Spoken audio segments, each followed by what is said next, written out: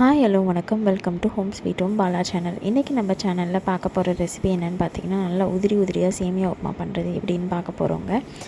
அதுக்கு இன்றைக்கி நான் தேவையான பொருட்கள்லாம் எடுத்து வச்சுருக்கேங்க. இப்போ கேஸ் ஸ்டவ்வில் கடாய் வச்சுக்கோங்க. கடாய் வச்சுட்டு ஒரு டேபிள் ஸ்பூன் கல்லெண்ணெய் சேர்த்துக்கிறேங்க.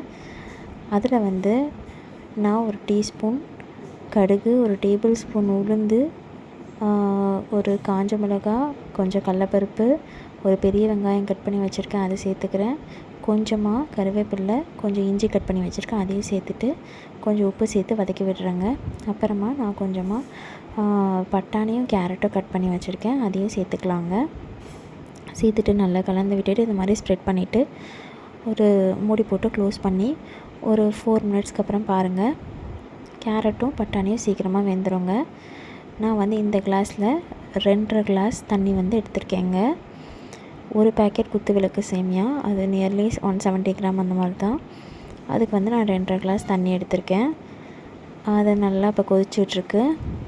உப்பு மட்டும் இந்த ஸ்டேஜில் செக் பண்ணிவிட்டு அந்த சேமியாவை அதில் ஆட் பண்ணிடுங்க. அது ரோஸ்டட் சேமியான்றனால நான் திரும்ப ரோஸ்ட் பண்ணல, இல்லைன்னா கொஞ்சம் எண்ணெயில் லோ ஃப்ளேமில் வச்சு நம்ம ரோஸ்ட் பண்ணிக்கலாம். இப்போ இந்த மாதிரி நல்லா ஈக்குவல் பண்ணிவிட்டு க்ளோஸ் பண்ணி வைங்க லோ ஃப்ளேமில். ஒரு 2 மினிட்ஸ் அப்புறம் ஓப்பன் பண்ணி அதை நல்லா திருப்பி விட்டுருங்க. திருப்பி விட்டுட்டு திரும்ப ஈக்குவல் பண்ணி க்ளோஸ் பண்ணிடுங்க. நியர்லி ஒரு 5 மினிட்ஸ்க்குள்ளே ரெடி ஆகிடும். திரும்ப க்ளோஸ் பண்ணிவிட்டு ஒரு 2 மினிட்ஸ்க்கு அப்புறம் ஓப்பன் பண்ணி பார்த்தீங்கன்னா நல்லாவே சேமியாலாம் வெந்துருச்சுங்க. தண்ணியெல்லாம் நல்லா இழுத்துருச்சு. இந்த ஸ்டேஜில் கேஸ் ஆஃப் பண்ணிவிட்டு ஒரு 2 ஸ்பூன் நல்லெண்ணெய் மட்டும் சேர்த்துக்கோங்க, நல்லா வாசமாக இருக்கும்.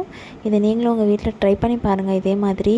உங்களுக்கு இந்த வீடியோ பிடிச்சிருந்ததுனால லைக் பண்ணுங்கள், ஷேர் பண்ணுங்கள். நம்ம சேனலை மறக்காமல் சப்ஸ்கிரைப் பண்ணுங்கள். தேங்க்யூ.